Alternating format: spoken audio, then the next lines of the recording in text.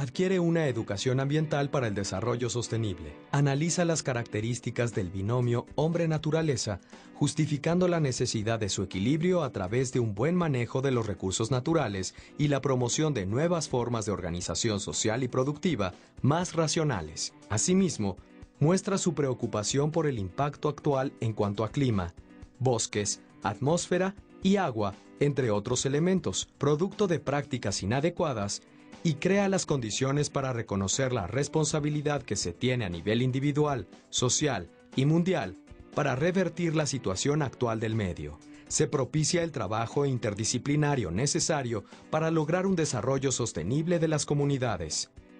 Bienvenidos a Visitando Realidades. En esta ocasión vamos a hablar acerca de desarrollo sustentable. Es un tema muy importante que nos lleva a reflexionar acerca de lo que estamos haciendo para cuidar el planeta en que vivimos. ¿Sabes qué papel juega la ética en el cuidado del medio ambiente? Acompáñanos a descubrirlo. El ser humano ha tenido que adaptarse al entorno natural que habita para poder sobrevivir.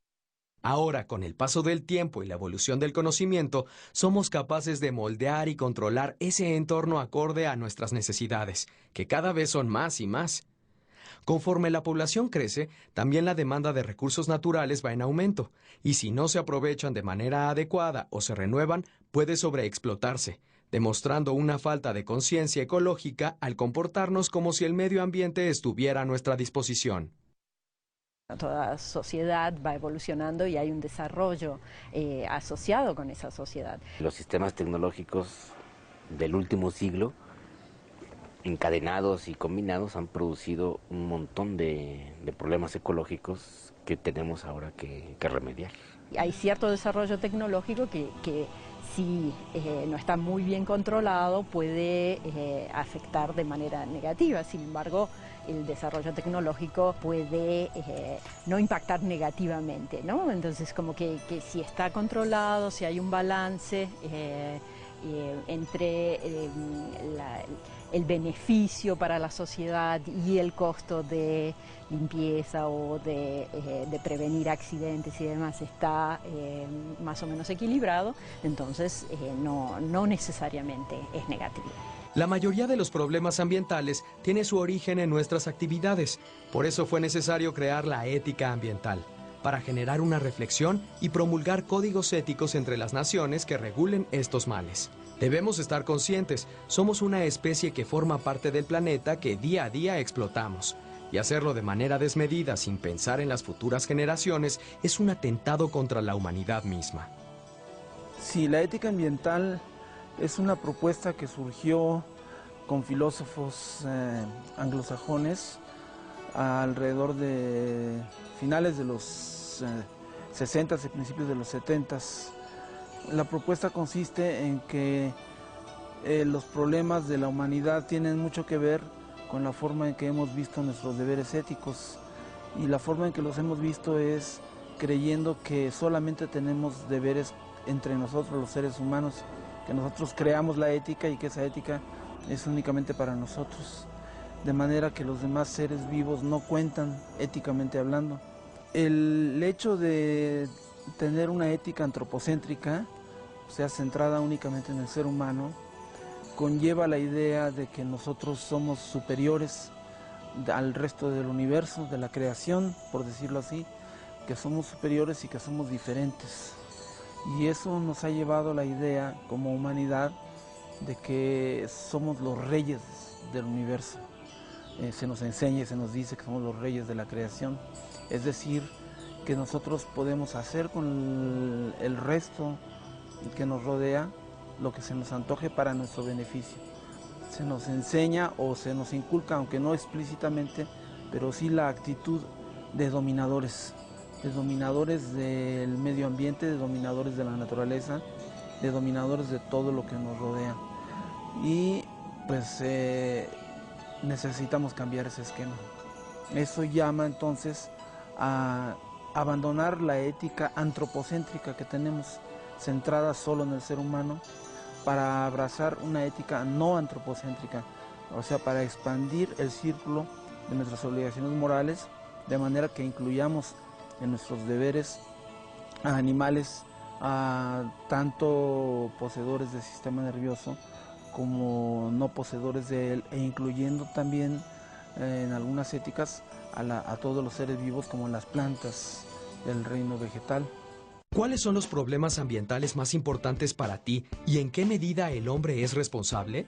Pues la contaminación de los coches y el humano que maltrata los ecosistemas y todo eso. Son la contaminación y que la gente tira mucha basura. Pues yo creo que los más importantes son el desperdicio de agua y la contaminación, que tiramos mucha basura y que no tenemos la educación de aprender a reciclar las cosas. ¿Qué podrías hacer tú para contribuir con una solución?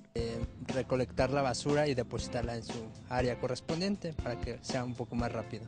Establecer unas multas a personas que se vea tirando basura y de esta forma contribuiríamos en el cuidado del planeta. Yo creo que pues sí es muy importante que el hombre empiece a hacer algo por ello, porque pues sí estamos realmente dañando mucho a la tierra. Los problemas ambientales que actualmente enfrentamos son muy graves y afectan a todo nuestro entorno: el agua, la tierra, el aire e incluso el clima. El cambio climático es la variación del clima por largos periodos de tiempo. Esto puede ser por condiciones naturales o como el resultado de las actividades humanas. Desde finales del siglo pasado hemos tenido con el desarrollo industrial, la pérdida de los bosques, de las selvas, un incremento de la población. Hemos tenido un incremento en la temperatura de 0.74 grados centígrados, lo cual pone en riesgo a todas las especies que vivimos en este planeta. El cambio climático comenzó con la revolución industrial. Una vez que empezamos a usar combustibles fósiles y empezamos a poner gases y dióxido de carbono en la atmósfera. Cuando hablamos de consecuencias, estamos apenas aprendiendo cuáles son las consecuencias del cambio climático y algunas son diferentes de entender. Las consecuencias pueden ser bastante graves. Algunas las conocemos mejor que otras.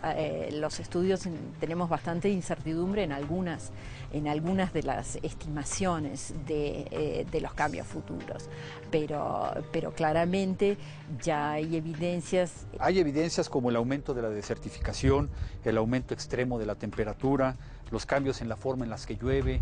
Anteriormente teníamos unos patrones de lluvia diferentes, adelanto en las épocas de calor, hay también una pérdida del bosque, hay la desaparición de los glaciares, una cosa muy preocupante, y la aparición de las enfermedades en zonas donde anteriormente no estaban. Cuando se disminuyan las nieves y el hielo en los polos, ya va a ser muy difícil de recuperar, de manera que una vez que lo perdamos no lo vamos a recuperar. Y lo mismo sucede con las especies. Si perdemos billones de especies en el mundo, van a ser irrecuperables. Pero podemos ver que algunos modelos indican que va a haber una disminución de precipitación y otros un poco de aumento, pero ambos casos podrían resultar en problemas. Si hubiera un poco más de lluvia, tendríamos problemas de saturación en represas, como hemos visto en algunos años no tan lejanos, hace 2 o 3 años, ¿no? Entonces, pero un poco de reducción de precipitación también es problemático, porque mucha de la energía que utiliza México es energía hidroeléctrica. Si hubiera menos precipitación en esa zona, también afectaría entonces la producción de electricidad, ¿no? Entonces, como vemos, es un problema complejo. Lo que sucederá en 30 años, incluso si hacemos todo lo que podemos acerca del calentamiento global, va a ser malo. Cuando decimos necesitamos hacer algo, ¿quiénes somos nosotros? Pues en realidad somos todos en el planeta y todas las naciones que lo componemos. Quisiéramos que todo el mundo fuera consciente de esto. El cambio climático es un problema que como humanidad tenemos que enfrentar. Desafortunadamente vemos que no todo el mundo está enterado, no todo el mundo tiene información y sobre todo piensan que no tienen los medios para poder contribuir a una lucha efectiva contra el cambio climático. Creemos que esto es un error. Yo creo que todos podemos contribuir, aunque sea de una forma modesta. Nuestro consumismo exagerado, el hecho de que nosotros consumamos tantos alimentos que requieren de tecnología, que nos venden estos alimentos empaquetados. Hace que se consuma, por ejemplo, gran cantidad de agua, lo cual hace que se creen presas, lo cual hace que haya deforestación, el gran consumo de madera, y todo esto de una u otra manera está contribuyendo al calentamiento global. El hombre es el principal responsable del cambio climático y de muchos otros daños ambientales también, como la reducción de la biodiversidad, la deforestación, la escasez de agua y la contaminación atmosférica. Lo que llamamos contaminación es la presencia de gases y partículas en la atmósfera que no son los constituyentes naturales. El hecho de que haya una sociedad más desarrollada con lo que decíamos, ciertos desarrollos industriales, tecnológicos, implica que va a haber emisiones. No son solo las emisiones directas las que contaminan, sino también que se producen otros gases y partículas en la atmósfera que también pueden ser dañinos, ¿no? Pueden ser tóxicos para los humanos o pueden ser dañinos al ecosistema. La sociedad en su conjunto es responsable de las emisiones. Sin embargo, distintos países tienen distintas concentraciones, ¿no?, que emiten, o distintos volúmenes de contaminantes. Entonces también influye qué tan avanzada esté la sociedad, la industrialización en los distintos países, cuál va a ser realmente el impacto a nivel global. A grandes rasgos, desde el punto de vista de sociedad, no podemos eliminar la contaminación. Lo que podemos hacer es tratar de que no sea dañina para mucha gente, ¿no? Entonces, respetar los máximos de emisión, por ejemplo. La contaminación atmosférica se produce principalmente por el consumo de energía fósil, es decir, del petróleo y sus derivados, incluyendo principalmente a la gasolina, o sea, a los motores de combustión interna. La humanidad no entiende y quiere extraer lo más, hasta el máximo de la tierra, de todo lo que hay de petróleo, y ya estamos viendo algunas consecuencias desastrosas. Y los que toman decisiones, que son los gobiernos y los empresarios, no quieren abandonar la línea de este consumo y no toman las medidas conducentes para empezar a utilizar energías renovables en lugar de estas otras no renovables. Los problemas ambientales no solo se originan por el comportamiento humano y la conciencia colectiva, también hay factores económicos y políticos. Hay una correlación directa, ¿no? Si entendemos las actividades económicas como las relaciones de producción, entendidas como relaciones para transformar la naturaleza, una relación del ser humano con la naturaleza, pero también del ser humano con el ser humano, sí hay una relación porque dependiendo del tipo de relación productiva que tengamos, es el tipo de explotación de los recursos naturales. Esto es muy importante, ¿no? Por ejemplo, el sistema capitalista de producción, una de las dinámicas o de las metas más importantes es acumular capital. Y para esto necesita acelerar los ciclos de producción cada vez más. Entonces estimula muchas veces el consumo de manera innecesaria. Estamos en un sistema de producción muy despilfarrador. Entonces vemos no nada más una gran polarización de las riquezas, sino también vemos una gran polarización del uso-consumo de los recursos naturales. En ese sentido sí se puede hablar de que la economía o la producción de un país está muy vinculada a la cuestión ambiental.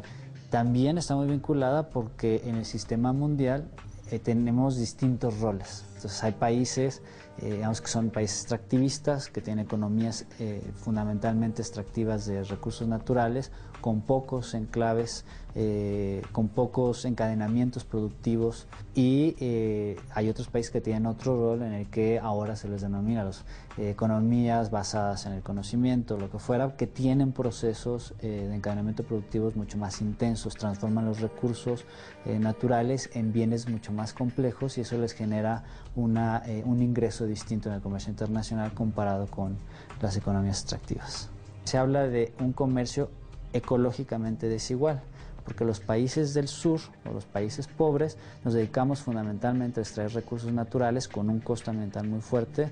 Todos estos costos van quedando, digamos, costos ambientales van quedando en nuestros territorios, en nuestros países. Existen leyes y acuerdos nacionales e internacionales que intentan regular las prácticas tecnológicas contaminantes con el fin de reducir sus efectos negativos al medio ambiente. Sin embargo, no todos se rigen por estos lineamientos. Hemos llegado a un punto de problemas, algunos realmente graves, que solo podremos resolver, creo, desde la reflexión ética y política, desde el acuerdo social y mundial, con respecto a lo que nos urge hacer para evitar más problemas y evitar realmente una situación de colapsamiento muy grave de la que no pudiéramos salir, ¿no? Y eso afectaría al planeta entero, porque ya no estamos aislados, las comunidades humanas no están ya separadas, la economía está integrada, ¿no? Y los efectos ambientales son unos y los mismos, porque las tecnologías rodean en realidad ya toda la Tierra.